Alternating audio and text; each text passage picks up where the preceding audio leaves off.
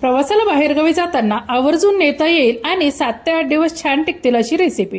तर नमस्कार मैत्रिणींनो, पूर्वी प्रवासाला जाताना आपण चटणी, पोळी, धपाटे असं आणि दशम्या असं काही ना काही घेऊनच जायचो।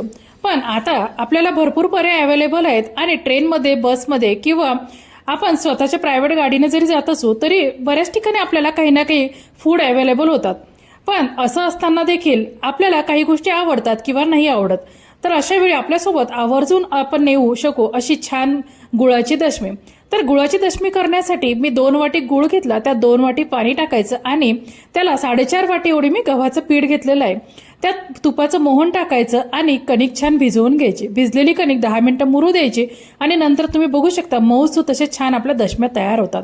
या छान खरपूस अशा खमंग भाजून घ्यायच्या। गॅस अजिबात मोठा करायचा नाही, मध्यम गॅसवरच भाजून घ्यायच्या आणि छान थंड करून एका बॅगमध्ये ठेवून द्यायच्या। म्हणजे ह्या 7 ते 8 दिवस छान टिकतात। तुम्ही फूड पेपरमध्ये सुद्धा हे ठेवू शकता।